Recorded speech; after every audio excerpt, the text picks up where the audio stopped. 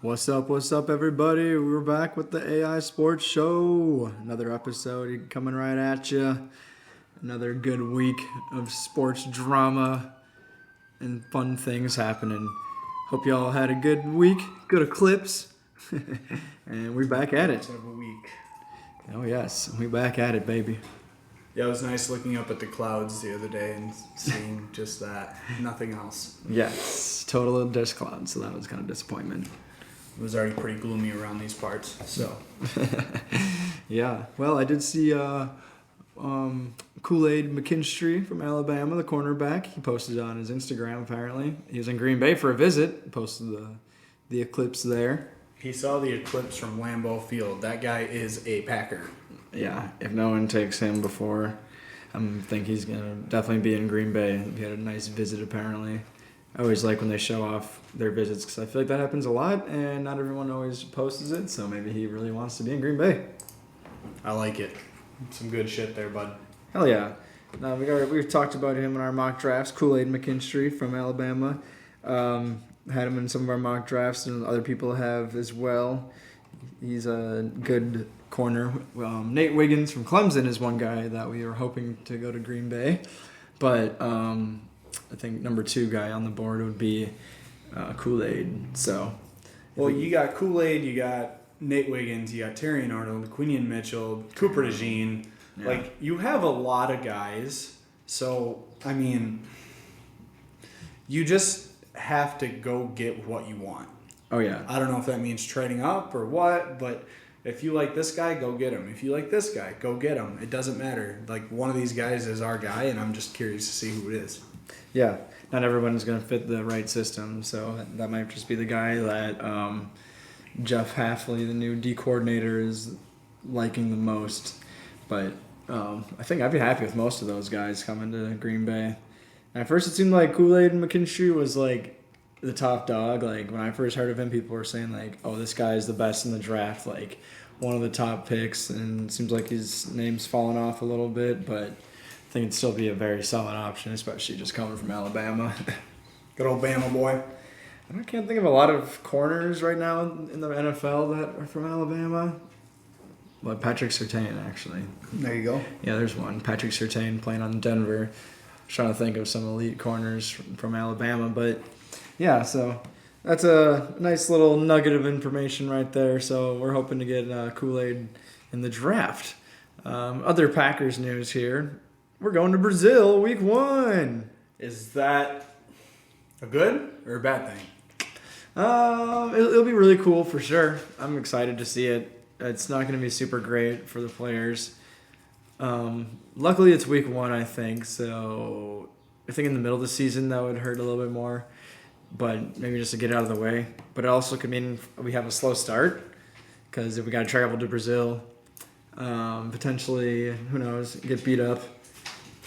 Even if you win, you get beat up a little bit, but we gotta have I think it's gonna be a Friday game though, they said, so we'll have a little bit of extra rest. Obviously gonna need extra rest flying from a different country. So, yeah. I think it's a little different from what we did with the Giants a couple years ago. Yeah. That was halfway across the world. Right. This also is, but it's 2 time zones away, and I think that's going to be the difference here. Yeah. And they're going pretty much from a bye week of the preseason. They can train and do whatever they want to get ready for this. Then they have 9 days off until their next game. That'll be nice. I mean, and it's only a 2-hour difference. I don't know. I think this is a really big positive because we start off the season against a very good team. Yeah. And also, on top of all of that, we get more rest and pretty much half a bye week right after it. Totally. Yeah, that'll be nice. It seems like there's probably the plane ride will probably be pretty long, but I can't imagine it's much longer than some teams have to fly, probably from like LA to New York or something. Can't imagine it's like a whole lot longer than that, but maybe it is. Really can't be that long. Yeah. I mean, Isaiah, we're going, right? We're gonna be at that game, right? Maybe. Well, let's look at some tickets, see how Yeah. how we can get there. Yeah, it's gonna be a pretty big game too, for sure. It'll be nice to see. And there's the fan base that Green Bay has in Brazil. Apparently is massive. I heard something like 17% of Brazilian football fans are Green Bay fans. So one franchise like that. Yeah, we're the most liked team in Brazil, I think. I saw some guy on his video on X. He was basically in tears. He was so happy the Packers were coming. He said that a lot of his friends and family feel the same way, and he's just like, you guys don't understand. We've been wanting NFL in Brazil for a long time. So, it'd be cool to see Green Bay represented there, especially. That must be why they picked us, just because the fan base apparently is so huge out there. So, we're excited to see that. And it's a Friday game, so I think that'll be pretty sweet. Imagine Green Bay whooping Philly's ass, and then we get to watch the rest of the games over the weekend. It'll probably be the Chiefs on Thursday against someone, and then we're on Friday in Brazil. Well, for Isaiah and I to go, it would be about $2,300 for the two of us. And we could just, eat grass while we're out there. Right? It would be probably cheaper a little bit. Bring with a pack of peanuts or something, because otherwise we're pack not of peanuts. Because holy shit, that's expensive. Yeah, I'm sure tickets are gonna be expensive. Flights are gonna be expensive. Expensive all around. This podcast is not yet big enough for us to be doing shit like that. We're not quite monetizing, but maybe in a month or so we will start making some cash flow off this. But what do you think about the Eagles just going into this year? They had a monumental collapse ending the season. I think they were 11-1. And they lost like 7 of 8 to finish the season. Of course, losing to Baker and the Bucks in the playoffs, wild card. So. Yep. Eagles, I think, are still a tough team, but they are losing pieces day by day, it seems like. So, well, we went from thinking we were going to have to play in Philadelphia, one of the hardest sports cities to play in, and now we're pretty much getting a home game in Brazil. Yeah. So I think we're going to kick their ass. Yeah, honestly, I think we will. We're better than them, and I think this game will be a statement like, hey, we're here. Yeah. And then you know what the NFL is going to do? Week 2, we're going to have the Lions at home for our home opener. Yeah. Like, why? Let us have them a little later in the season. Like, come on. But, yeah, that's how it's going to go, I swear. I just have that feeling, man. Not that it's fine. There's 9 days in between games, but still, it just worries me. Hopefully, now that Detroit is more respectable, they'll kind of prime time it up a little bit and put them towards... Maybe one towards the end, because that's probably, I'm sure, obviously our biggest opponent. They might want to see us, Caleb Williams in Lambeau Field or something, on a nighttime game. Either one of those will be nighttime against Chicago or Detroit for sure. I'm sure of it. But Philly's offense still. I think their defense is what really is falling apart. Their offense still has playmakers like AJ Brown. He's been one of my favorite receivers since he got drafted. Basically, I always liked him. But I don't know. They lost DeAndre Swift. Actually, they lost him 2 years ago, right? Yeah. I don't know. I forgot they didn't have him last year. No, he wasn't the team last year. So he was on the team last year. He's getting passed around like a bag of chips. So I can't keep track. Those running backs, we all know about that. So yep. Eagles, I don't know. They're kind of on a So, I remember as well, Jalen Hurts, it was in the same draft as Jordan Love. Everyone thought Hurts should have went where Love went, but Packers saw something, and obviously it looking like it's paying off. Obviously, Jalen Hurts is a great quarterback as well, but it's not looking good in Philly. Yeah.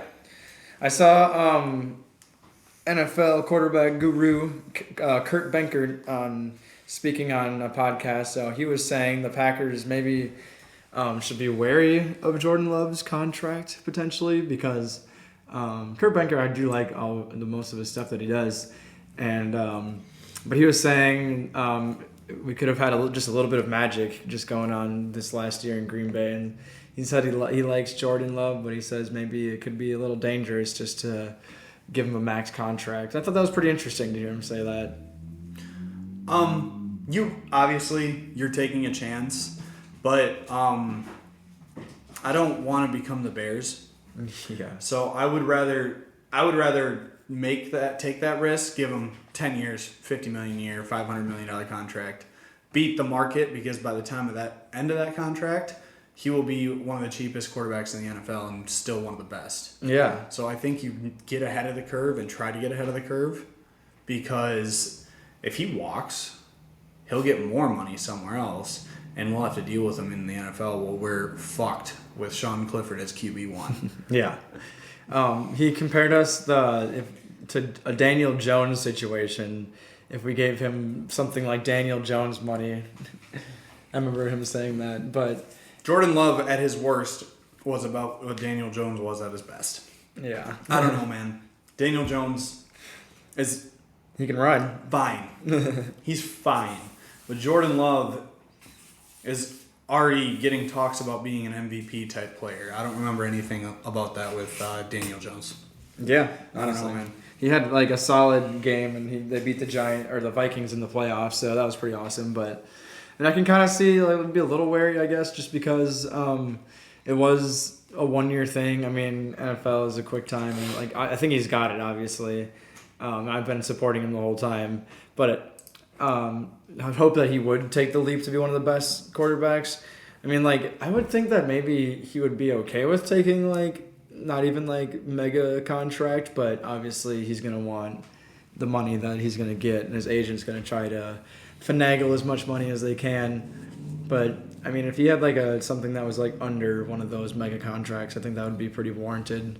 Even if they gave him, I don't think he's ever gonna get like another. This was kind of his prove it contract, so even if they had something else kind of like that, I think that would be interesting. But I kind of understand what Kurt Benkert was saying. We don't want to just totally just give him the whole fucking contract right now, but we still have a young team as well, so if the quarterback does get kind of loaded, we still have a lot of rookies and young guys that are going to step up here. So, but isn't that also the reason why you can make that contract and just say, okay, as long as we have you, we have a chance? Yeah, that's what I'm hoping. I don't know if Jordan Love is that kind of guy where it's just like whatever, screw whatever receiver we got Jordan Love, but I think he can transcend into that very soon, and I want to see it for sure.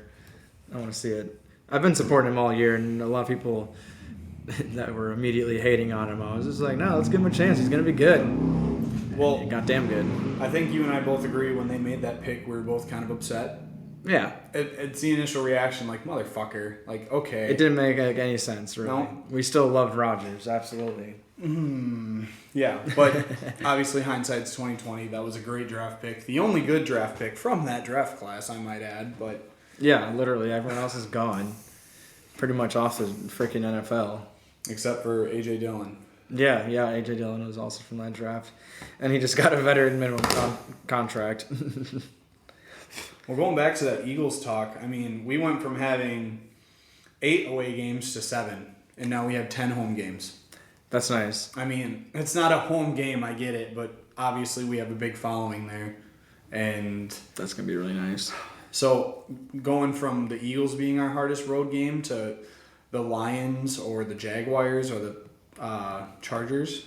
Not the Chargers, sorry. The LA Rams. Yeah, all our hard games are at home, man. Ever since they made the schedule 7 or 18 weeks. We haven't had that extra home game technically because the first year we had an extra away game. And then last year, our extra game was in England. Yeah. That was the extra one. So thanks for that home game. That didn't really count. It was pretty cool. That was actually a really fun game to watch. Unfortunately, it ended in disaster with Xavier McKinney. Yep. Glad he's on our side now. But, man, I mean, our away schedule is now obviously neutral site Eagles, but Titans, Seahawks, Rams, Jaguars, and divisional opponents. Yeah. That's really not that scary. The Jaguars, obviously, if we get them in September like we did that 1 year against Rodgers, just a hot. The Rams might be tough, but not terrible. The Titans, we don't know what the fuck they're doing. Titans, I haven't been afraid of them for a while. I think the Rams will be tough. They're just so well coached, and they got kind of similar to the Packers. I feel like they got a lot of young guys that should take a huge jump. But also, they still have Stafford, and he's also not getting any younger, so. So we'll see with that team, man. But Cooper Kupp also. And Puka Nacua. Yeah, Puka for sure. Cooper Kupp, I mean, has been obviously a beast, but he's been getting injured recently. I mean, man, we're playing a lot of good receivers this year. Yeah. Yeah, there's Calvin Ridley for the Titans, the 2 guys in Philly, the 2 guys in LA, Justin Jefferson, Amon-Ra St. Brown, fucking every guy in the 49ers, the Cooper duo Kupp in Miami. Yeah, we played the Rams this last year. Stephon Diggs. Oh, yeah. Yeah, we're playing the Texans. In Houston. We played the Rams this last year, but they had their backup quarterback in. So that was an easy 20-3 win. Yeah, that was interesting. Oh, and the Cardinals, who will probably have Marvin Harrison. Yeah. Mother. Dolphins, yeah. And we're playing the Niners. Who's the worst wide receiving core we are playing this year? I don't know if that's an easy... Because the Titans just got Calvin Ridley. Yeah. The Colts have Michael Pittman and... can't remember the other guy's name. Yeah, I'm glad we got Xavier McKinney because our safeties are going to be doing some running around this year for sure. And another high safety pick, like I think it's Javon Bullard we're talking about. Jaden Hicks. It'd be really nice to get up in the position. So I mean, if we don't end up with Hicks or Bullard, I'm going to be very sad. So Goot, do you bro a favor and please take one of those guys or hell, bring them both in. Yeah, I don't care. Like we're still very thin at the safety position. All we have is like Isaiah. We could end up with Cooper DeJean, yeah, Jaden Hicks, and Javon Bullard all in the same draft. You got your first pick, you got your third pick, and your fourth pick right there. That'd be nice. You could get all those guys, and then with your second pick, you bring in an Edrin Cooper or Jordan Morgan for a tackle. Yeah, that would be beautiful. We're gonna do our mock draft later, but holy shit, Isaiah, we could do that. That'd be beautiful. Oh, man. We also have, I'm reading that says, for the schedule, it says dates, kickoff times, and broadcast networks for all games on the 2024 schedule will be released in the spring. Currently, we are in the spring, so hopefully that's coming up soon. I always love to hear that. But I think this announcement in Sao Paulo is a good step towards that. Yeah, absolutely. That's a big announcement. They definitely are figuring it out. I wonder if that was like they just figured it out or just got leaked or something. But Isaiah, we gotta make sure we go to one home game this year. Which one are we circling? No matter what. I'm kind of leaning Texans or Niners. Yeah, I was thinking both of those too, honestly. Indy and Miami would also be very, very fun games too. But then you have a potential Caleb Williams, JJ McCarthy in Minnesota. Yeah, I mean, dude. I think seeing CJ Stroud would be a lot of fun. I was thinking of that right when I saw that one. Oh, the Super Bowl preview? Yeah. Yeah, okay. I mean, I'm cool with that. I just wanted to get your point because we're going to at least one. I don't know if I can afford to, but at least one, we got to hit it up. Yeah, I'm sure they'll put that Texans one on primetime. I'm thinking that, like, I don't know how they can have Jordan Love and CJ Stroud and, like, that's like the young, 2 young quarterbacks moving forward. That's like, I can just see, like, the promotions all over for that one now. Sunday Night Football, I'm putting it right now. Well, Packers, over Texans. under 7 primetime games. Probably under. Really? Yeah, that's a lot. Well, let's count them out. So, CJ Stroud, Jordan Love, that's 1. Yeah. Bears, Packers almost always get 1. Yeah. Bears, Lions almost always get 1. Bears, Vikings not as often, so we won't count that one. Packers, Niners? I would think so, but like I would think maybe it would probably only be the Texans and maybe 2 divisional ones just so they can do it to it like us. Do it to us. Well, like Miami I think is another one. San Fran's another one. They definitely could. Well, the Eagles already are one, so we already have 1. We'll probably get like a 3:00 slot one for one of these too. I mean, I don't know, man. There's a lot of potential for a lot of night games. Yeah, there really is. They're going to have some head scratchers with this one. And then even away, too. I mean, yeah, probably not a lot for away. We'll probably be in Chicago or something like that. Yep. Maybe in Jacksonville. I could see like a Sunday night game in Jacksonville. That'd be kind of fun. Well, Trevor Lawrence versus Jordan Love. I know Lawrence didn't look that good last year, but he's still Trevor freaking Lawrence, man. Like, he was hurt. Yeah, he was hurt. I don't think Trevor Lawrence is going to be the god that people thought he was going to be, but I think he's a damn good quarterback for sure. He's a really good quarterback, and he went from being, okay, I'm going to own this division to I might be the 3rd best in a matter of a year. Literally. And he also had, who's his coach that he had for a little while? Not now. But Urban Meyer. Urban Meyer, yeah. Urban Meyer, Ohio State guy. That was just a waste of time, so. That was bad. That was really bad. So that he like kicked a kicker or something like that. That's pretty much what got him fired. He kicked the kicker. I'm going to kick the kicker's ass. Like, sorry, bud. Do better. Do this. Bang. Yeah, so. But no, man, there's a lot to be excited about with that game. We'll see the Hafley defense against a really good offense. Yes. And we can see our new Josh Jacobs and whatever wide receiver they draft high. Because obviously they're going to throw us a curveball. Or finally give Jordan Love what they never gave Rodgers. The first one wide receiver. It'll be a good test. I feel like also the Eagles, their defense is falling apart, but they got some good young defensive line talent like Jalen Carter.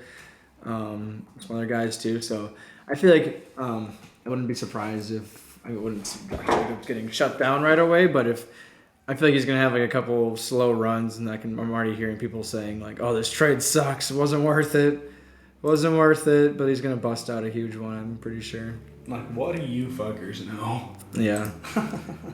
I'm definitely want to see it too. I always am like a see it to believe it guy, especially with like football and sports. But like I know Josh Jacobs is gonna shine in this offense.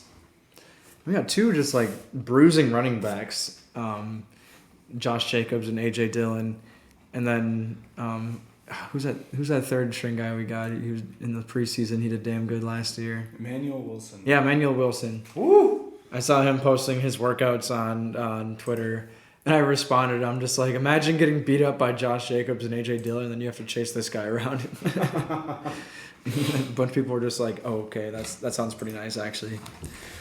Wilson's fast. All right,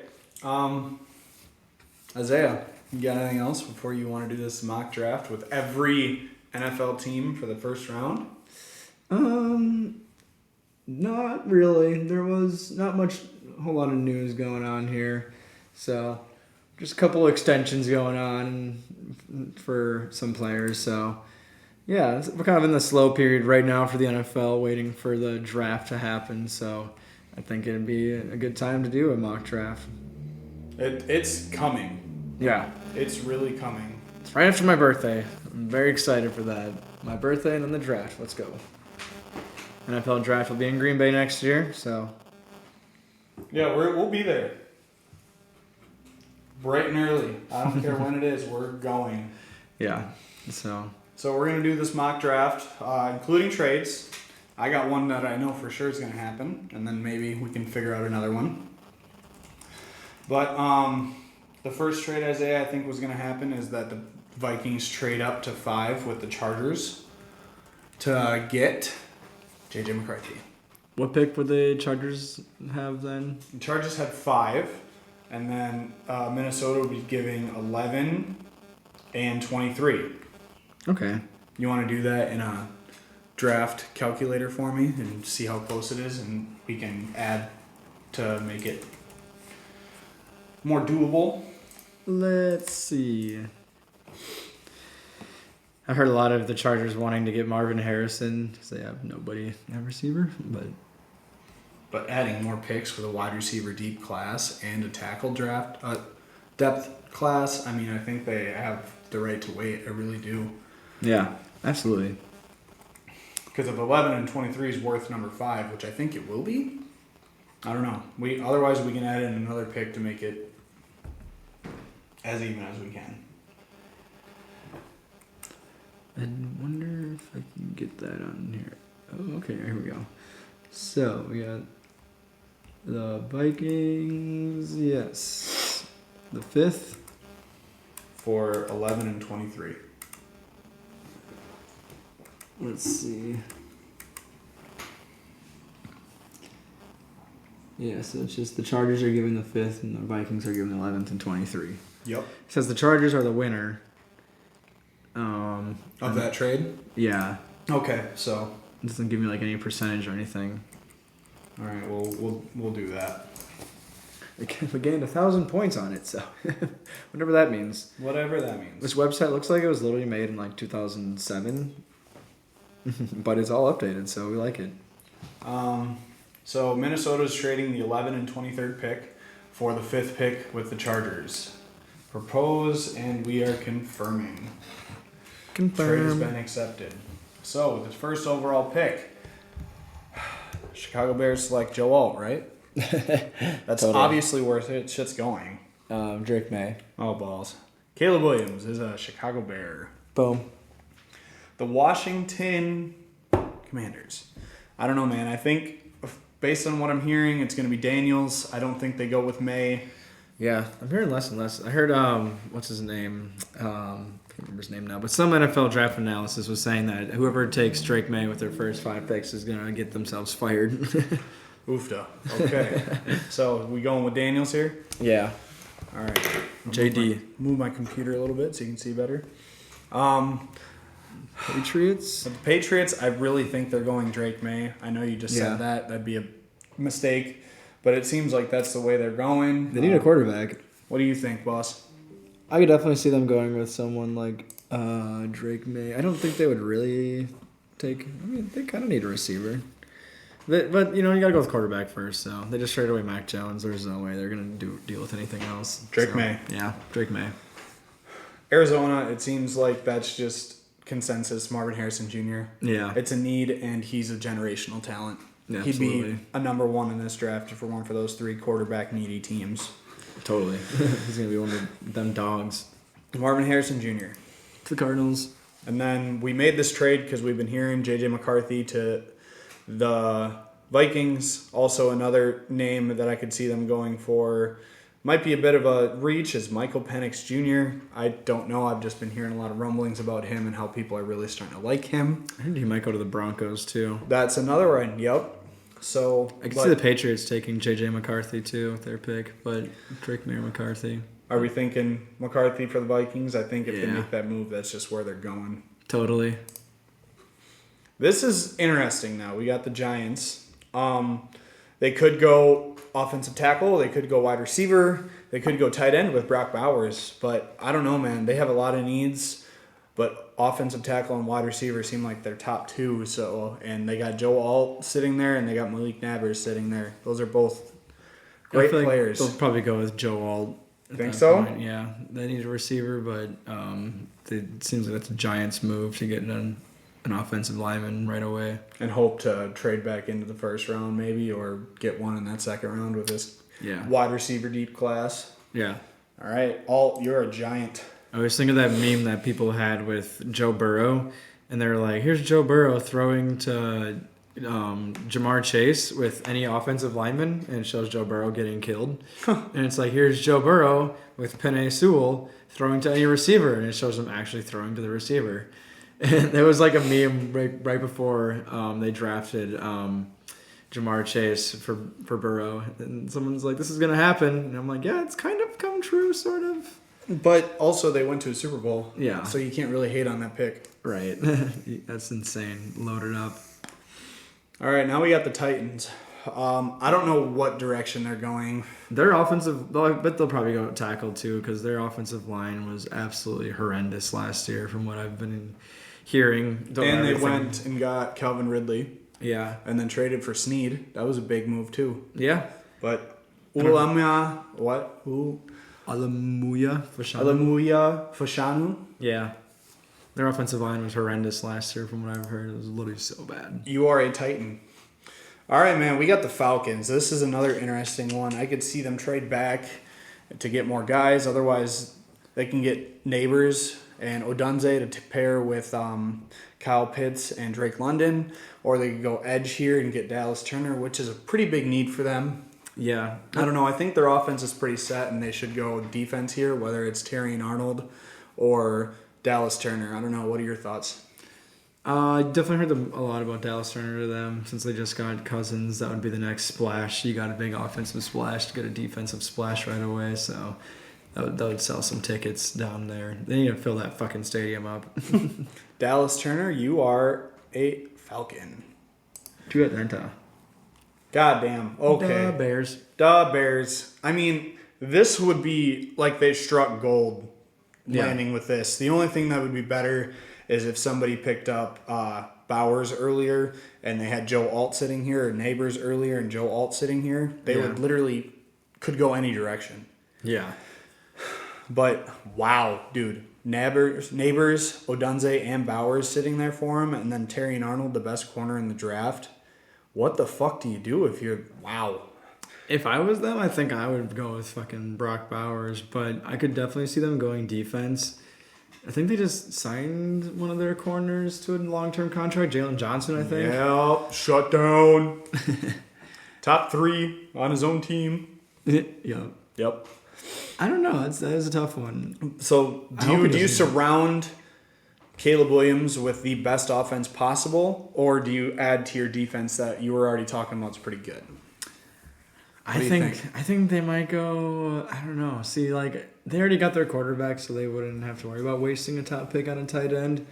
But I'm sure they don't want to run into like a Kyle Pitts situation where they get such a high pick on a tight end and he doesn't do a whole lot. But yeah, I don't know. I think we should do it just for fun. Take Brock Bowers. Bowers is a bear. I could see him falling for a while as well, but if they did that, I wouldn't be surprised, honestly.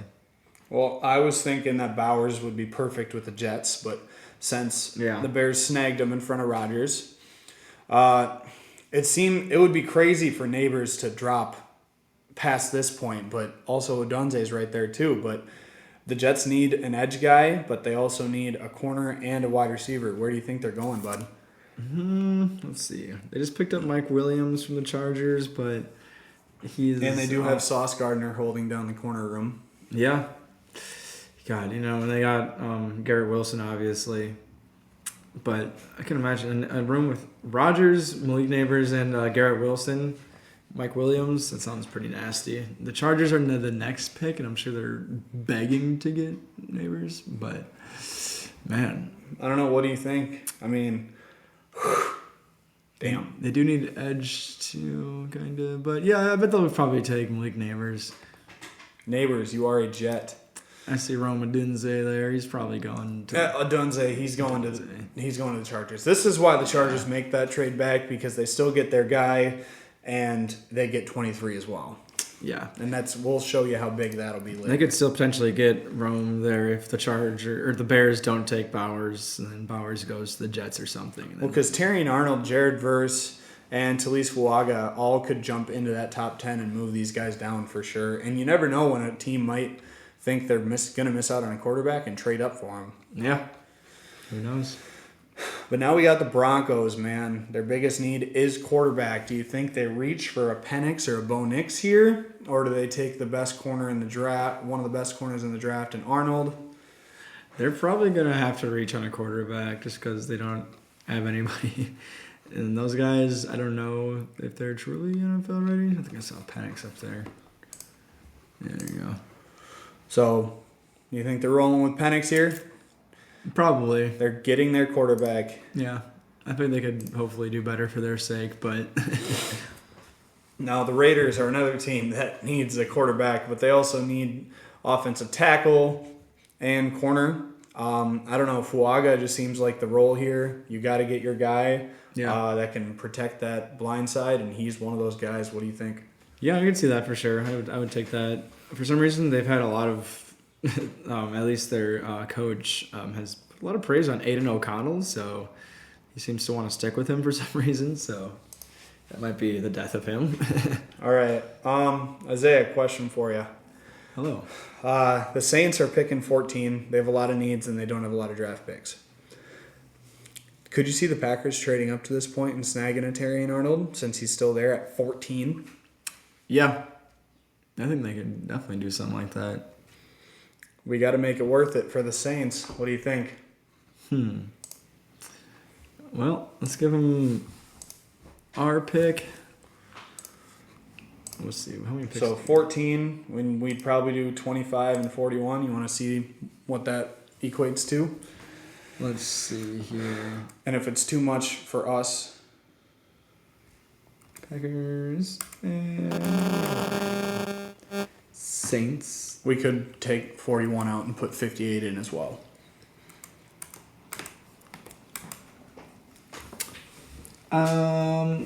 Let's see on this one. It said that would benefit the Saints. All right, try 25 and 58.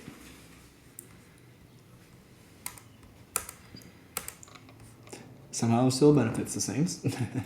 Okay, 25 and 88. Okay, that's a big jump. Hopefully. Somehow it says it still benefits the Saints. I don't know how. 25 and 126. Saints. Refresh that shit just to make sure, because oh man, there's no way. This might be a little fugazi. Otherwise, we can just stand pat and see who would fall to us while we're doing it. It's up to you. There's still some other dudes on there, like Arnold would be nice, but like Arnold, Mitchell, you got Wiggins, DeJean, yeah, Wiggins, McKinstry. Sorry, I think we could wait. Think we're waiting. All right, boss. Who do the Saints pick up now? They need tackle. They need a lot on the front. I don't know, man. Fotanu's up there, but that'd be kind of a reach. Do you think they go with Arnold? Yeah, either or do they go with the edge or Latu? Yeah, I could see them taking him. All right, you are a Saint. Okay, first team that really needs a corner. That's why we were thinking about doing the trade up, but I think they go with Arnold here. What do you think? Yeah, definitely. Indianapolis Colts. And take Arnold. He's probably like the best corner in the draft here. So either that or Mitchell. One of the two is going here, but we'll go with Arnold since he's rated better on this site. All right, we got the Seahawks, who again need a corner. So I could maybe see Quinion Mitchell here, but I don't know. I think they really need an offensive tackle, and there's three of them sitting right there that they could go with. Yeah, I'd take the best one there from Washington, Fuatanu, and then Mims and Latham are the next ones. Troy. All right. The Jaguars are another one of those teams that really need a fucking corner, so I think one will go here, unless you think they'll go with Brian Thomas and get another wide receiver since they missed out on Ridley. Corner, I could see that for sure. Their defense was slacking. They just re-signed Aaron Donald, but it's Josh Allen. Re-signed Josh Allen for a little big contract, so they'd be nice to boost that defense of theirs. So Quinion from Toledo. All right, Bengals. I think wide receiver or D tackle here, and I think Johnny Newton's their guy. He's the best D tackle in the draft, and I don't know. I really think that's where they go with it. Yeah. What do you think? I can see that for sure. I don't think they have much at all on their D line. They're slacking pretty hardcore there. Wide receiver's another need as well, obviously, but I think Newton's their guy. I don't think they'll go with Brian Thomas at this point. Yeah, they got Burrow, so. Newton, you are a Bengal. Bengals. Another team that really needs edge and corner, the Rams. I don't know. I think they go with either Jared Verse here or they reach for Nate Wiggins. What do you think? Jared Verse, probably since he's the best available and they need edge, they'll probably take him from Florida. Verse, you are a Ram. Florida. All right, Steelers, they really need an offensive tackle. They got two to pick from, Mims and Latham. Latham's got more career starts, but Mims has better scores, so what do you think? Man, who's more of a Steel City guy? Alabama and Georgia guys, so what do you think? Georgia. Mims, you are a Steeler. Slightly closer to Pittsburgh, I think. And then Miami's sitting here. They need offensive line help immensely. Yeah, they do. So I think that's Latham. Yep, he's the best one there. Unless they want a Graham Barton, which I could see here as well. Graham Barton. Eagles. They need a corner. They need a linebacker. They need a safety. And they need wide receiver. So do you think they're going corner here with a Wiggins or a Cooper DeJean? Or are they going with a wide receiver to pair with their guys? They seem like they got pretty good receivers. I think they'll probably end up taking probably Nate Wiggins or DeJean. I'm sure they'll end up taking Nate Wiggins, though. Sad day. Yeah. Sad day. All right, we got the Chargers here now, who picked up Romeo Dunze earlier, and they got Brian Thomas Jr. sitting right there. Do you think they double up? Or do you think they go after one of these corners? Woo! Bless you. Good lordy. I can see them doubling up on receiver. Just they don't have like anybody right now.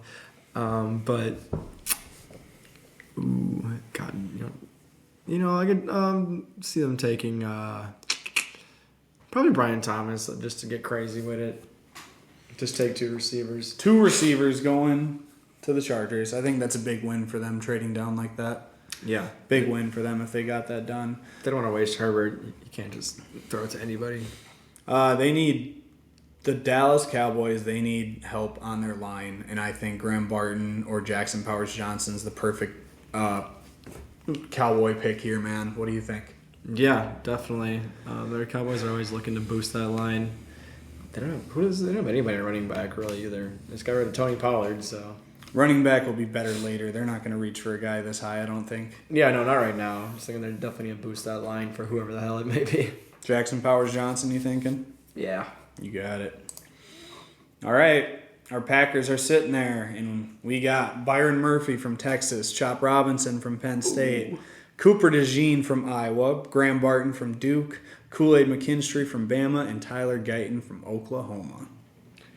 If this was the board at 25 and someone asked them to trade down like 4 picks, I think they would, because there's 6 guys right there that I would be perfectly okay with being in a Packer uniform. Yeah, Chop Robinson would be fucking awesome. And that's not even... Oh, man. Dude, if that's how it's sitting right there and they trade back, I'd be ecstatic. Yeah. Because any one of those 6 guys you'd be happy with. Absolutely. Well, I think they'll probably end up taking Kool-Aid. It seems that they really like him. Okay. So we're going with Kool-Aid, and we'll see what we get in our 7-round just Packer draft. It'd be really nice to see the Packers take Chop Robinson, because that would be... Chop is so fast. Yeah. He is so fast. I've never seen a guy faster. Him, Van Ness, and Gary would be a nice little trio with everyone else we got. So we would be very okay with the Chop Robinson pick there. We just like Kool-Aid a little more. Corner. We need corner. Yes, we do. Corner's a little bit more of a need. Edges a want. Edges definitely a want. The Buccaneers, they need an edge guy, and Chop Robinson fell right into their fucking lap. I think that's an easy pick for them. What do you think? Yeah, they would definitely do something like that. The Cardinals, they already got their wide receiver. They got Byron Murphy, a great D tackle right here, and they got Cooper DeJean, a great safety/corner here. What do you think they're going with? If they hit on Marvin Harrison Jr. and Byron Murphy, man, I don't know. That's a really good first round. Yeah, and they need a D tackle and a corner. There's a D tackle and a corner right up top. Yeah, they'll take Byron Murphy for sure. Hoofda. All right. The Bills need everything. Yeah. Oh, God. What do you think? They just let go of about 6 captains or something. Man. I could see them taking, like, Cooper DeJean, honestly. They need a safety. He could be a corner or a safety, honestly. Lions, they really don't need much. They're a well-rounded team. Graham Barton's best available here. What do you think? Yeah, you can never have too many offensive linemen. That's an offensive tackle, Tyler Guyton. Yeah, they would probably, offensive lineman for sure. The line's all right, but Baltimore, they need a wide receiver, and they need help on the front end. Guyton and Adonai Mitchell and Xavier Worthy are here. And Keon Coleman from Florida State. I could see them taking Worthy. He's got the speed. They got lots of power. He's going to be their speed guy. San Francisco needs a tackle. Tyler Guyton fell right into their fucking lap. Yeah. I think that's it. He's a day one starter there. Might end up replacing Trent Williams in the line. And then Kansas City, last pick. Adonai Mitchell and Keon Coleman are there. Holy shit. Oh, they're totally taking Bo Nix, or they're getting Oofta. Kicking Mahomes to the curb. Bo Nix, you are a can't no. Keon Coleman or Mitchell, man, they're both dogs. I'd just say Mitchell. I've heard more about him, I guess, but either way, can't go wrong. All right. Not bad. We had one trade. We were thinking about doing another one, but backed out. That's exactly what's happening, right, Isaiah? 2 weeks from now? I think so. I can see Mr. Kool-Aid going into the Packers for sure. But otherwise, if any one of those guys are Packers, I'd be happy about it. Mr. Kool-Aid. But you ready for our 7 round with the Packers? Let's do it. But before we do that, there's something I wanted to bring up and show you. Green Bay Packers and raw athletic score.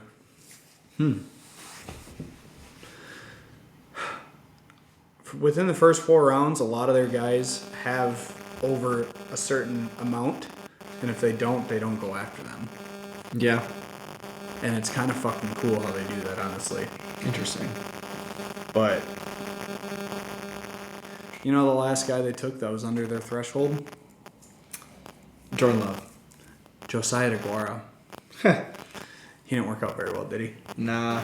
And then the other guy... I had high hopes for him for some reason. DeGuara. I had high hopes for anybody to get strapped for the Packers.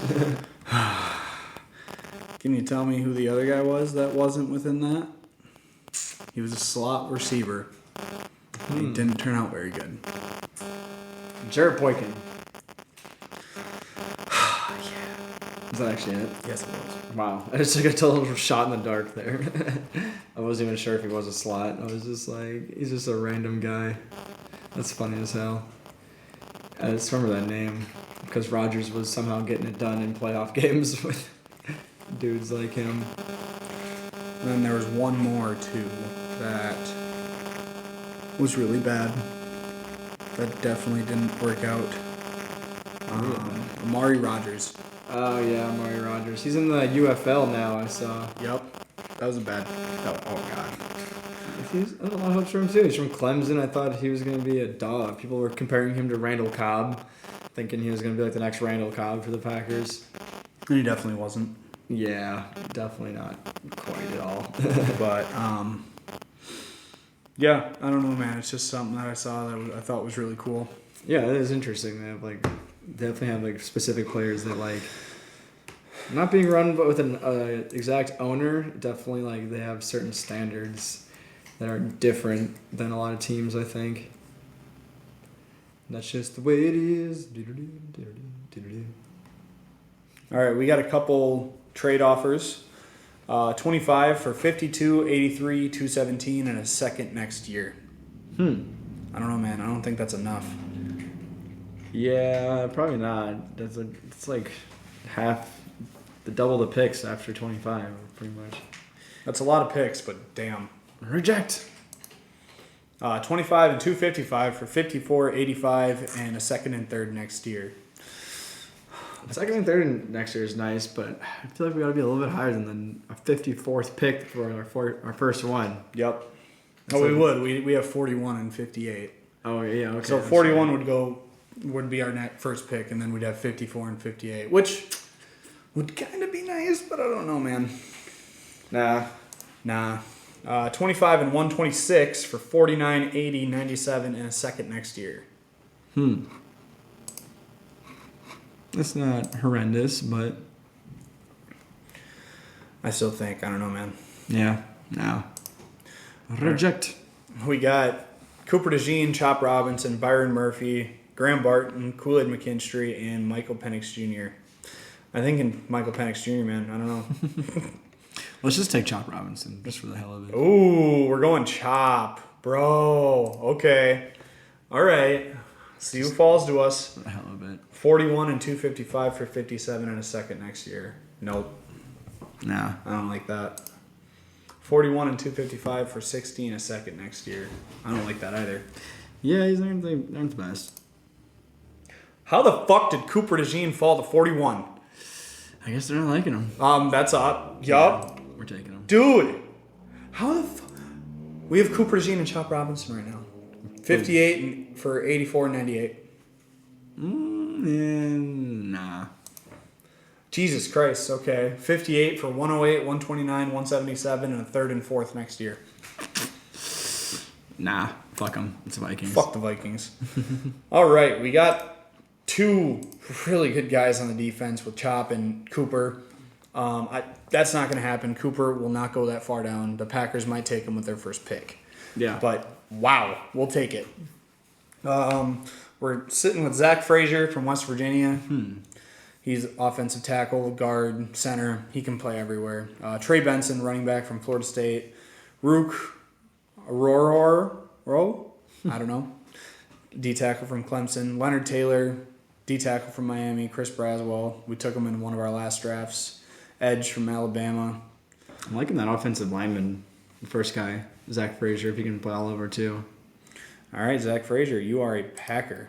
I'd be happy if we got Chop and Cooper DeJean and an offensive lineman. I'd be like, that is solid. 88 and 255 for 111 and 134. Nah, I don't like that either. All right. We got our corner / safety, edge, and we got our tackle, center. So. The safety I just saw. Yeah, I'm trying to see if our other safety is still there, but I think he was taken. Jaden Hicks is gone and Javon Bullard's gone. Damn. So, missed out on those guys, but I mean, we did get DeJean and Chop Robinson, so that's a good start. The offensive lineman too is nice. I think we need to go linebacker here, and there's not a lot of good linebackers, so you think we're gonna wait on that one? Probably. Because there's a Devontae Walker from North Carolina, wide receiver.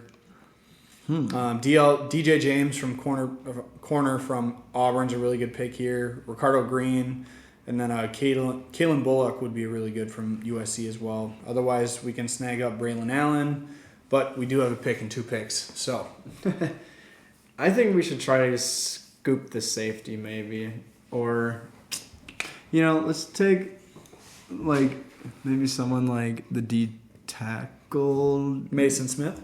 Yeah, to boost the D line, then we could probably maybe take the safety in 2 picks. Okay. I'm sure he'll stay. Right. Pick 92 or 90. Pick 91 for 92 and a 5th next year. Sure. I mean that one. Okay. 92 and 169 for 120 and a 3rd next year. I don't like that one. Nah. We already accepted one. We can't accept any more. Yeah. They took Dwayne Carter from Duke. Lil Wayne. So, dude, we got Mason Smith, Cooper DeJean, and Chop Robinson all on defense, and Zach Frazier on offense.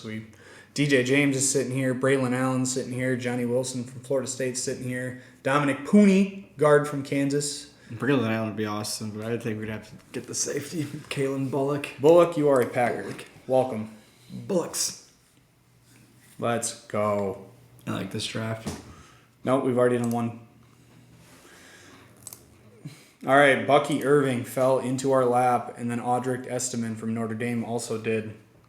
We're taking one of these running backs. They're all fallen to us. What do you think? Take Bucky.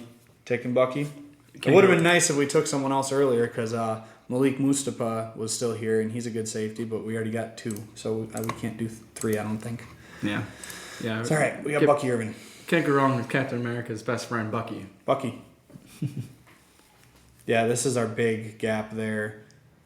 Isaac Urendo just went right before this pick. That would have been another one. Dude, I wouldn't mind that at all. Eric All. AI Sports Show legend. Yeah.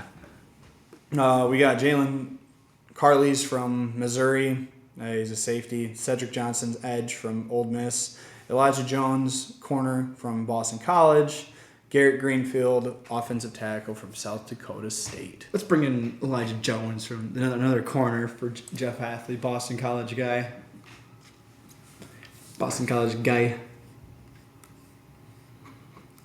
All right. Well, they said we might take a quarterback this year. Are we taking one this time, or are we waiting a little bit? Is there any safeties or any offensive linemen or anything fun like that? Trades? Oh, we got a linebacker sitting right there, and we really haven't taken one yet. So I think the linebacker is the go there. Yeah, you get a quarterback at the end. If it's like a backup guy, I wouldn't be too worried about it. We might as well take another linebacker here because we should have earlier. Yeah. Omar Spates from LSU. We like LSU boys. Yep, we'll take it. Hitta. Yeah, this is round Carter 7. Bradley from South Alabama kind of fell right into our lap. Also, a couple running backs and a safety as well. But you want the quarterback? Let's do it. Kata. We got one more, I think. Yep. Ooh. Take one of these flyers on a running back or A.J. Barner, tight end from Michigan. Get another safety, Ryan Watts. Ryan Watts from Texas. All right, this one got a little crazy with Cooper DeJean falling to us. That's not going to happen. We might have to trade up into the teens to get a guy like that. I don't think his pro day. He just went off at his pro day or whatever they called that. Was it the pro day? Yeah, pro days. And so I don't think. No, but I mean we'll take it. His draft stock just shot up too. I don't think this computer thing has taken that into account yet. Not yet, but I'd be happy with Chop, Cooper, and Frazier as our top 3 picks. That's a good hit. Mm-hmm. Absolutely. Yeah, and we got safeties, we got offensive linemen, corners. We ended up getting 3 safeties, 2 linebackers, 1 edge guy. Yeah, 1 edge guy, and corner. But Cooper can also play corner, I think, in the NFL. Yeah, he can be Cooper. Yeah, corner or safety. That's a good one. I like this draft. It's pretty solid. Yeah, I didn't mind it one bit. If Chop Robinson falls to us, I wouldn't mind that. We could use a little bit of depth with the edge there. Yep. I mean, that would just make it even nastier, especially give Gary some more time off. I think they'll unleash Lucas Van Ness a little bit more, which needs to happen. I feel like he just kind of came. He was like a rotational guy last year, so to get him more snaps, I think would be awesome.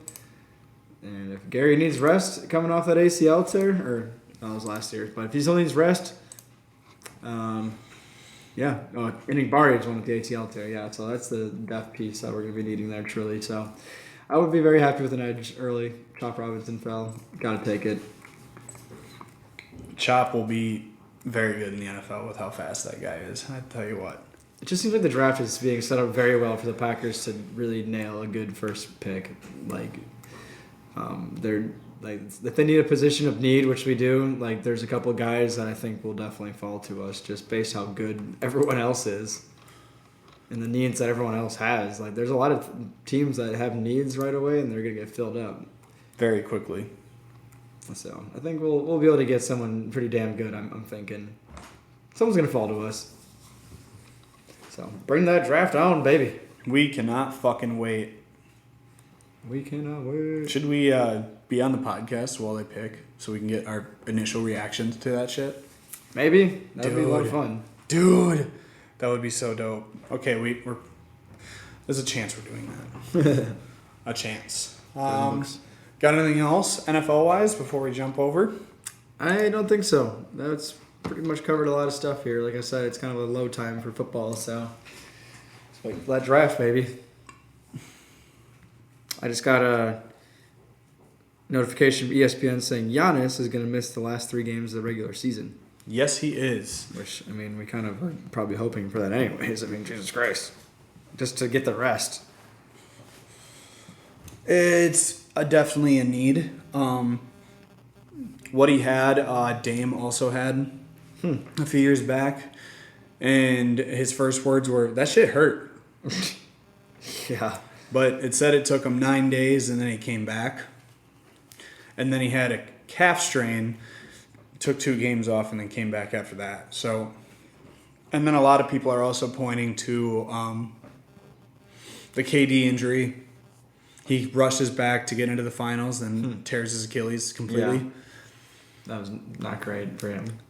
So I'm glad they're being cautious with this over the last 3 games, even though these last 3 games are very important. If they don't win at least 2 out, they should. If they win 2 out of 3, they get the 2 seed. If they win 1 out of 3, they might fall. If they don't win any of them, they could fall to the 6 seed. Yeah. Which is absolutely fucking bonkers. That is nuts. We have the playoffs clinched already, but obviously we don't want to fall any further. Yeah, and we got the Magic twice and the Oklahoma City Thunder.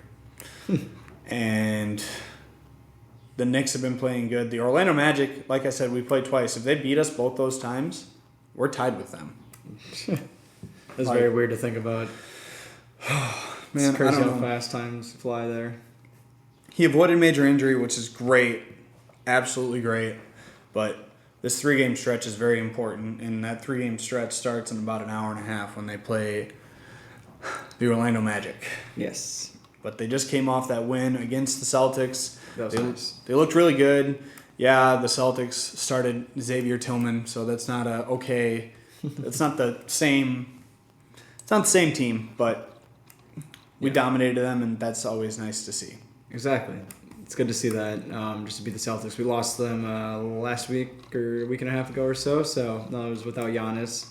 And we were lost by like 3, I believe. So to get this dub is pretty nice, I have to say. But yeah, obviously we're glad Giannis is avoiding the major injury. But what the hell? This couldn't come at a worse time. It's like Wisconsin sports fans are cursed sometimes, I'm telling you. If you're not like a specific few franchises, you're just fucking cursed. But he didn't make any major damage, so kind of full curse. So he's gonna come back. Even if a limited Giannis is still pretty damn good. He's gonna go all out, give everything he's got. So maybe a little bit more rest would have been nice over the last like week or so for Giannis because he goes so damn hard every time. But it's hard to really get that balance of rest and keeping yourself fresh and hot. So can't hate on the guy for playing. Well, no matter if we're the 2-3 seed or horrible and fall down to the 4 seed, which we don't want, I still think the 2 seed holds our worst 2 opponents unless something changes in the standings, because with the 2 seed, you either end up with the 76ers with Joel Embiid or the Heat with Jimmy Butler. Oh, boy. The 76ers series, we've been waiting for that series for years. We almost had it in 2019 before Kawhi hit that crazy shot to end the game. The Heat, it seems like we play them every playoffs. Yeah. But the only time the Bucks were healthy, we smoked them. Swept them. 4 games. Chris Middleton had a game winner. We smoked him, slapped him, did everything we could to cook him. And Bryn Forbes scored more points than Jimmy Butler. So as long as we're healthy, I think we're fine. But this Giannis injury's got me really worried. Oh, yeah. It's nothing to look away from, for sure. We definitely need him to beat a 76ers or Heat team.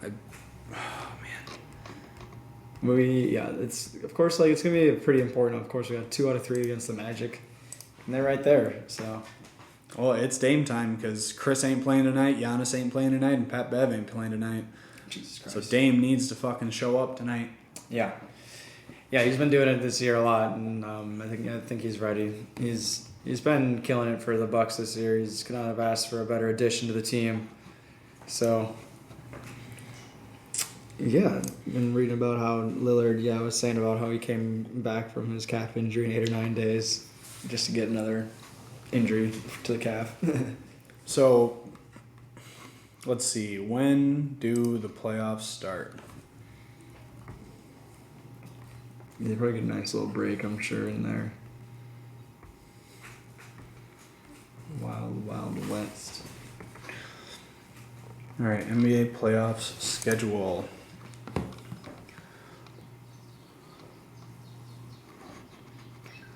Got to get rid of all these pop-ups first. So the playoffs will start April 20th. That's a good day. All right. I think that's the same day that the hockey playoffs are starting, too. 4/20. Yeah. Any significance to you at all, or no? I've heard things of it, but maybe. No, we like that day. But if it takes 9 days, 8 to 9 days that he came back, it's already been 1 day, and that's 10 days away. That's a solid amount of healing. Even if you're out game 1, let fucking Dame and Chris cook against either the 76ers or the Miami Heat and then come back for the last of it. Yeah. And if that were the case, you just missed game 1 to get an extra 3 days off. I don't know. I think we can still win that series in 5 or 6 games. Oh, yeah. As long as we have a healthy Giannis. And I think we could steal game 1 with Dame and Middleton and then Bobby just sliding into the starting lineup. Yeah. Which I'm assuming he will be for these next few games.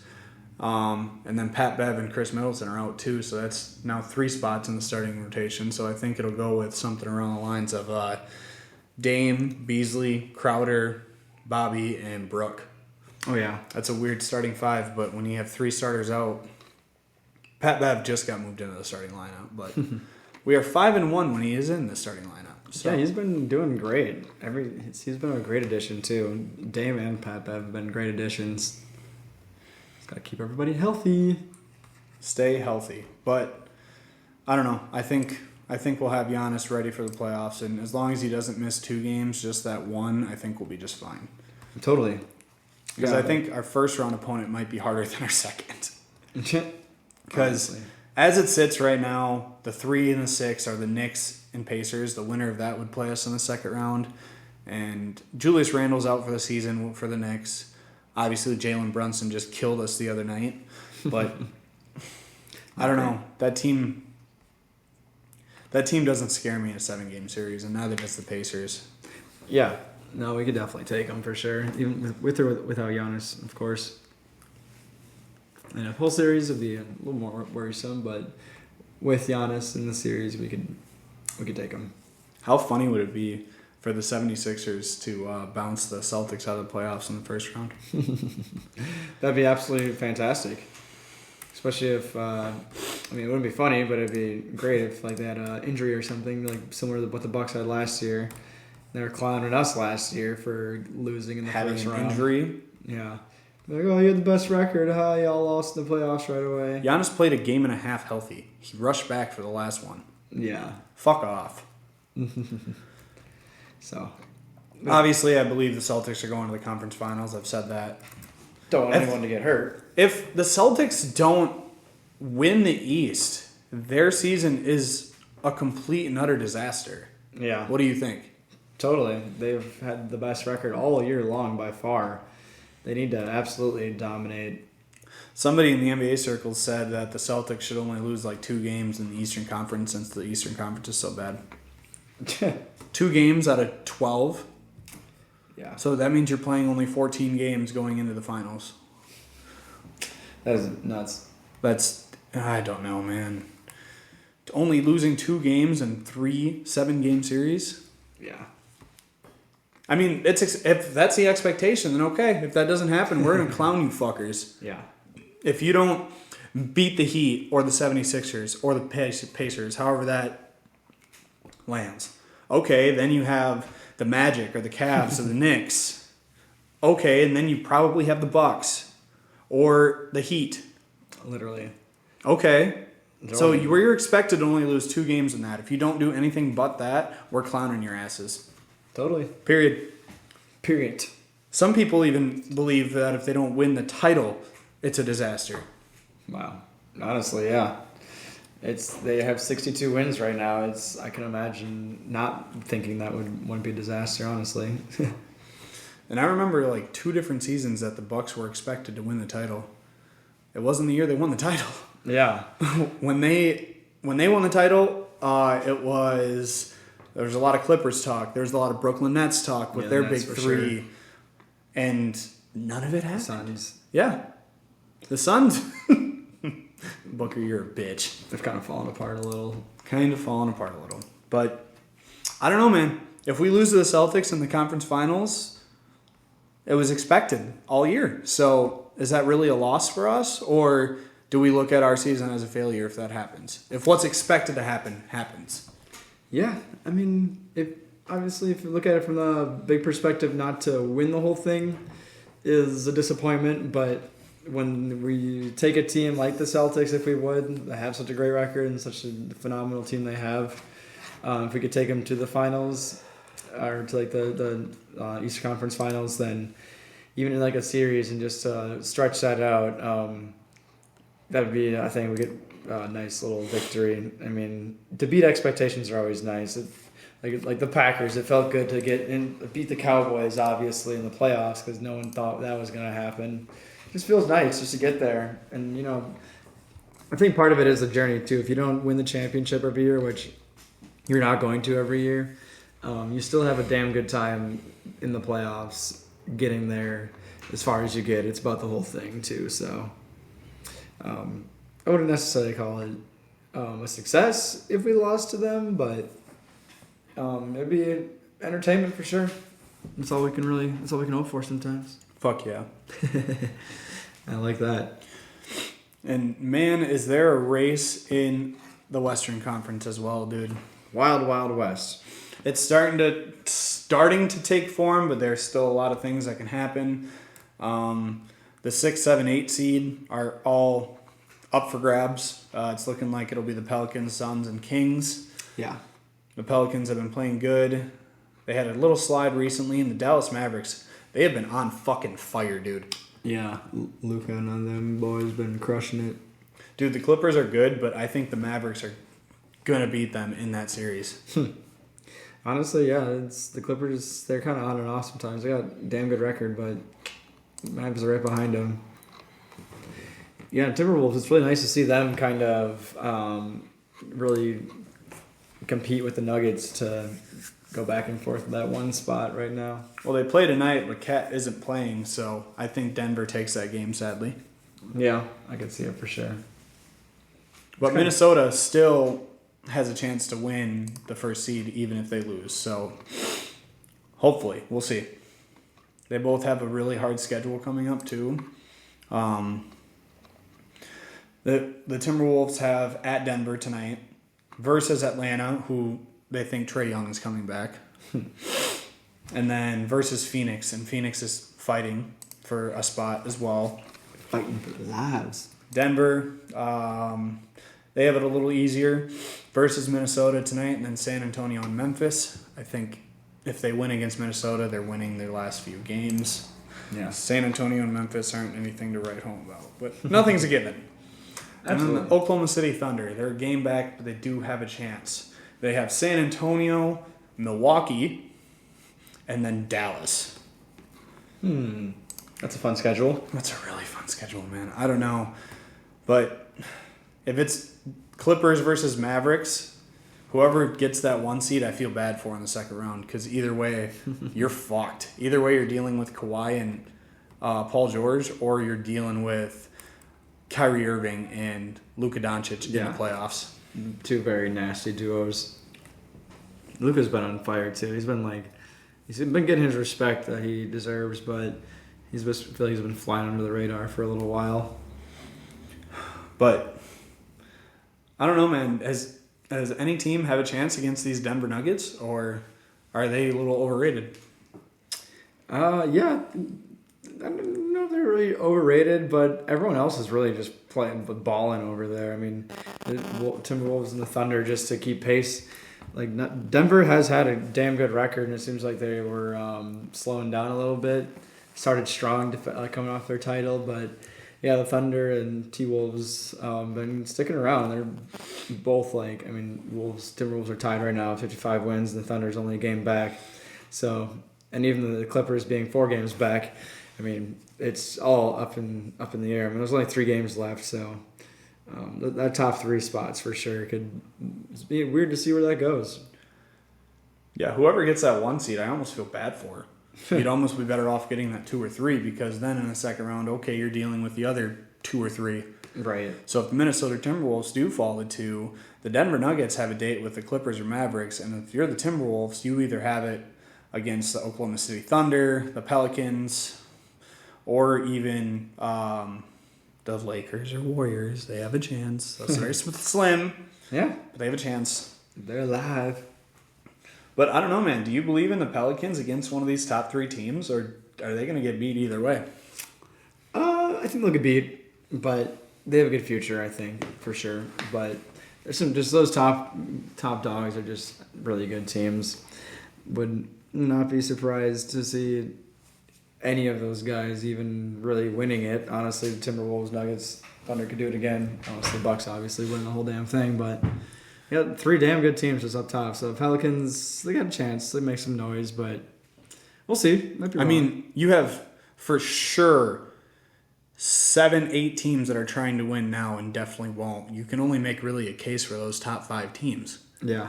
I mean, obviously, you have LeBron or you have Steph, you have a chance. But, yeah, Jesus Christ, those top 6, I don't take the Lakers or Warriors against any one of those 6 or 5. What about you? Probably not. Like I'm saying, wouldn't be too surprised to see any of them. The Lakers kind of have a chance against Denver because AD is a defensive dog, and he could slow down Jokic for sure. But LeBron would have to go super to fucking win that series, which he might. Yeah. He might. He's LeBron. Might have one more super in him. If AD plays like he has been this year, still into the playoffs, and LeBron can be LeBron, they can win that series against Denver. Yeah. Just because they have the sheer size to go up against Jokic. That's Absolutely. the only reason I give them that. Absolutely. No, yeah, they have very big team, honestly. Those Lakers are full of big dudes. And that's why I also think the Kings with Sabonis and the Minnesota Timberwolves with Gobert, Cat, and Naz Reid can really cause issues for the Denver Nuggets. I really, really do, man. Yeah, just the way they're set up, they definitely people are set up to just kind of beat them pretty well. So let's get Timberwolves and Bucks in the championship. Let's see it, damn it. I would go to one Minnesota and one Milwaukee game. I don't know about you. I would definitely want to do that. At least one of those. Man, yeah, no, we're getting 3 games away, obviously, from the end of the season, so it goes by fast. At the same time, it takes a while to get through like fucking 80 games or so, 70 games. We just really got to see some good Damian Lillard. Yeah. I really think so, man. I think he's going to pull it out of his ass and just, not really pull it out of his ass, he's been doing it all year, but he's going to take the team, just elevate us to new heights in the playoffs. He's going to kind of take the responsibility. He's been holding the team down very well all year, so I still believe. Still believe. So the Bucks have a 61% chance at the 2 seed, a 20% chance at the 3 seed, and then it doesn't give the last 19%. So it's looking like we're going to be a 2 or 3, and then obviously that rest of the 19% in the 4 or 5, I'm pretty sure. Because, yeah, I don't know why they left it out like that. That's kind of stupid. But you got 2 games. 2 games against the Magic. Yeah, this is off. This is from ESPN, and it's off because the Magic could get the 2 seed. And it only says the Cavs, Knicks, and Bucks. That's it.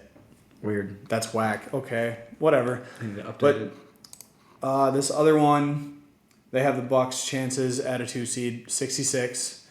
At a 3 seed, 19.5. 4 seed, 8.8. 5 seed, 4.5. And 6 seed, 1.0. So, I don't know, man. It looks like 2 or 3, but there's still a chance. We got to win this game tonight. And that's a lot. Even just that is a lot more breathing room for us. Yeah, they're gonna. Dame is probably right now in his Super Saiyan chamber, just getting ready to go off. We need you, Dame. We need you now. This is why we got you. It's time to shine, baby. Playoffs are coming. He's and been quick. Back. He's holding back. He's ready to really, really go off. Let's see it. Anything else NBA wise? I guess I don't have too much. That's really all I wanted to touch on. Really, Giannis' health for sure. We are worried about you, but we're glad you're taking the time you need. Yeah, definitely. Get rested up, my guy. We need you for these long series coming up. Rest up, King. Rest up, King. So how about, unfortunately, it depends how you look at it, in the college basketball world, Iowa lost. They lost. Iowa girls lost to South Carolina. So, congratulations, South Carolina. Damn good season. I found out they were undefeated a few days ago, about a week before the tournament game. But also heard that 5 of their starters from last year were gone. South Carolina. They completed the undefeated season, so that's pretty impressive. Sucks, obviously. Caitlin Clark had her records, and she's leaving college, and she doesn't. She finishes her career without a title, which is unfortunate for her, and some will shit on her legacy for that. But some of us realize that it's team sports are a team game, and titles are nice, but you can't always carry the team with just one person. Yeah, some girls join UConn with like 23 future WNBA stars. Yeah. And then some join Iowa who has like 3 WNBA stars within her 4-year career.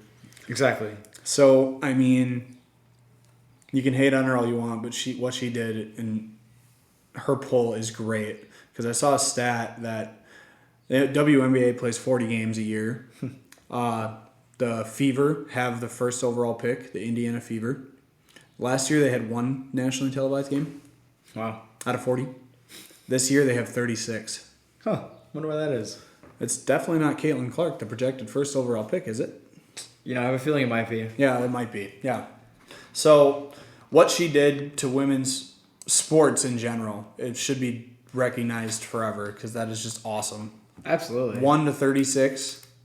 Come on. That's ridiculous. That whole class needs just a pat on the back. The Angel Reese, the Paige Brockers, the Cameron Brink. Yeah. Oh, man. Just mad respect for all of them. That's so awesome.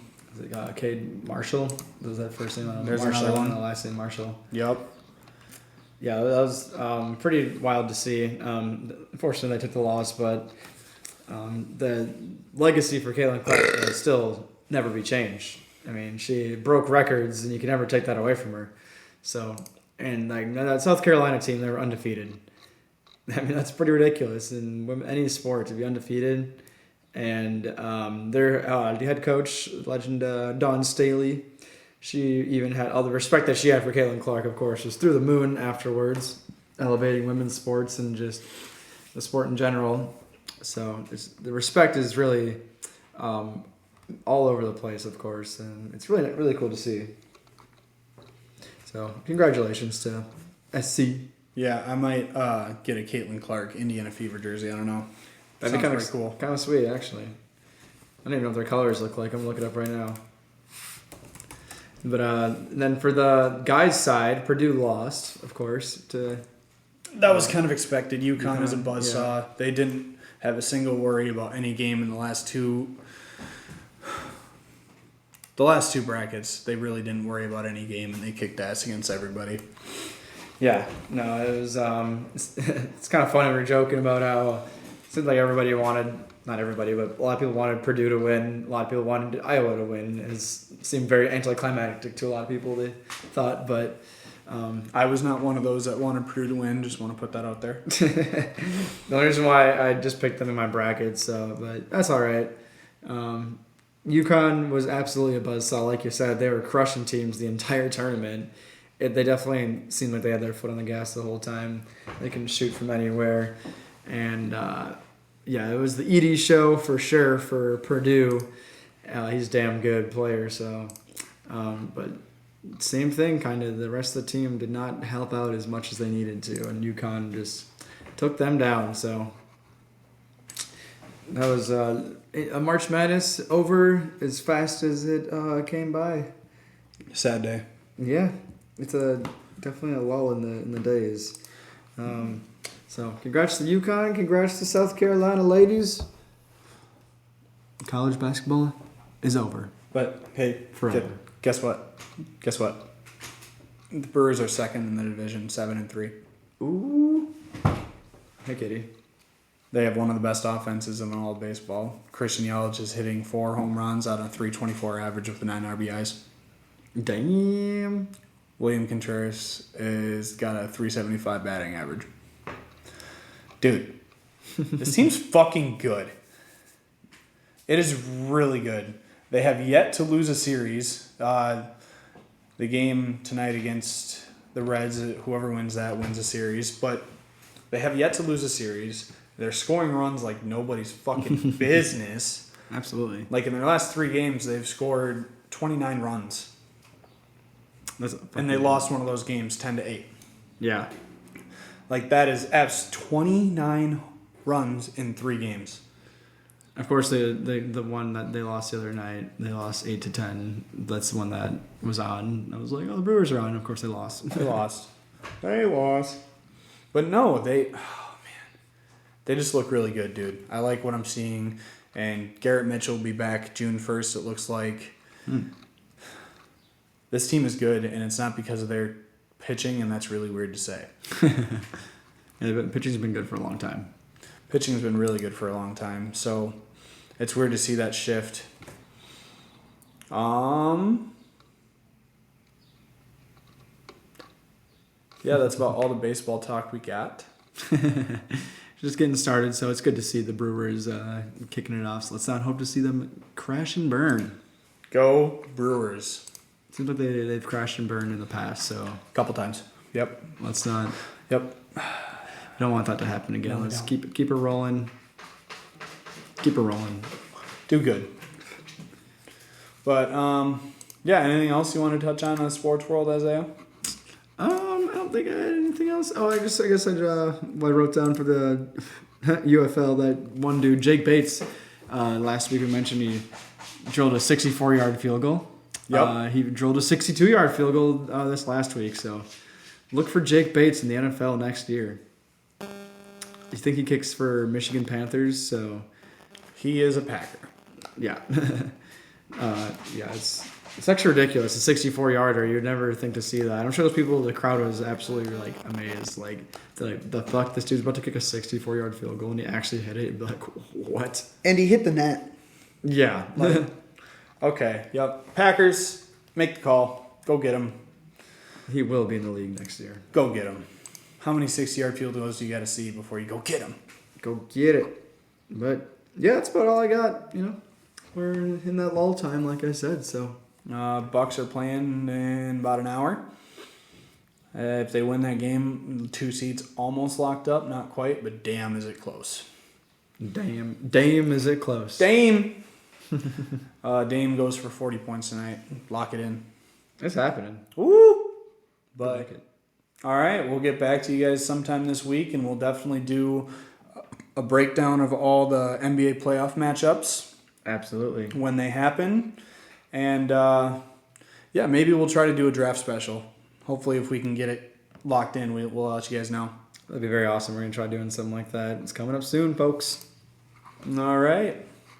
AI Sports Show signing out. Have a good day, y'all. Bye, everyone.